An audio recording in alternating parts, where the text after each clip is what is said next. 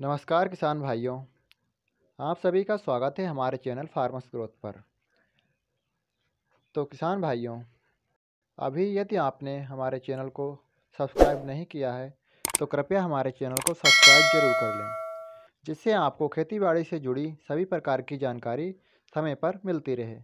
तो किसान भाइयों, आज का हमारा टॉपिक है गेहूं में पहली सिंचाई पर कौन सी खाद डालें और पहली सिंचाई कितने दिनों में करें जिससे अधिक कल्ले निकलें और फसल हरी भरी होकर चले। तो अब बात कर लेते हैं कि हमें पहली सिंचाई पर जो है कब करनी चाहिए और कितने दिनों में करनी चाहिए।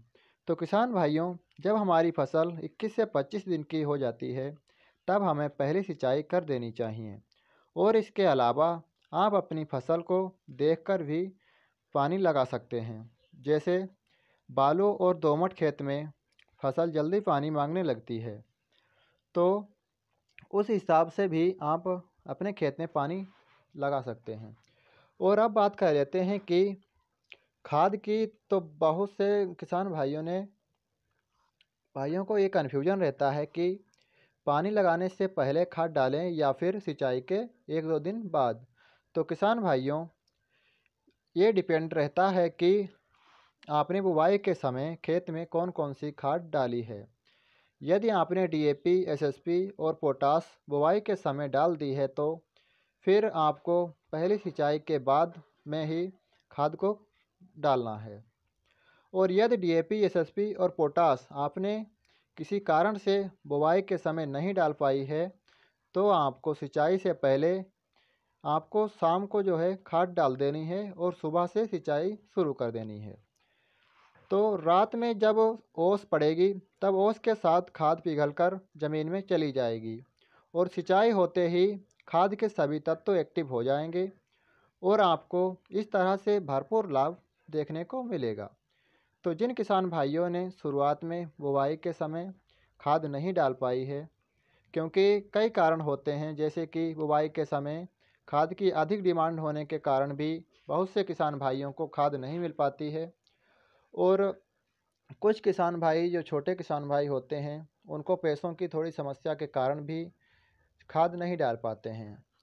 तो इस परिस्थिति में आप सिंचाई से पहले की विधि अपना सकते हैं, इससे आपको जो है पूरा फ़ायदा मिलेगा।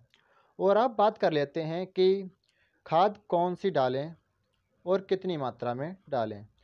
तो जिन किसान भाइयों ने डीएपी, पोटास बुवाई के समय नहीं डाली थी, वे किसान भाई पहली सिंचाई पर डीएपी और पोटास का ही प्रयोग करें। जो किसान भाई कहते हैं कि भाई मैंने तो बुवाई के समय डीएपी और पोटास डाली थी, तो उन किसान भाइयों को 1 एकड़ में 1 बोरी यूरिया और 7 से 8 किलोग्राम तक 33% वाला जिंक, जो कि मोनो जिंक के नाम से आता है, और यदि ट्रेलिंग अच्छी नहीं हो रही है तो इसके साथ में सिंगल जो पौधा है, तो इसी के साथ आपको 1 से 1.5 किलोग्राम तक प्रति एकड़ के हिसाब से ह्यूमिक एसिड का प्रयोग करना है। ह्यूमिक एसिड से पौधे की जड़ों का विकास होता है और ट्रेलिंग होने की शुरुआत स्टार्ट हो जाती है। और 6 से 7 दिनों में ही आपका पड़ोसी आपसे पूछने लगेगा कि भाई इतने कल्ले निकल रहे हैं, इसके लिए आपने क्या डाला। तो किसान भाइयों, जब ट्रेलिंग अच्छी होगी तभी पैदावार भी अच्छी होगी। तो सही मात्रा में और सही कंपनी का, अच्छी कंपनी का फर्टिलाइज़र का ही प्रयोग करें। तो किसान भाइयों, बहुत ही जल्द आपको हमारे चैनल पर गेहूं की दूसरी खाद के बारे में वीडियो देखने को मिल जाएगा। इसके लिए आपको हमारे चैनल को सब्सक्राइब करके रखना है। आपकी थोड़ी सी सपोर्ट से हमें भी थोड़ा सपोर्ट मिलता है, इसलिए वीडियो को लाइक और शेयर और चैनल को सब्सक्राइब करना बिल्कुल ना भूलें। तो मिलते हैं एक नई जानकारी के साथ, तब तक के लिए धन्यवाद।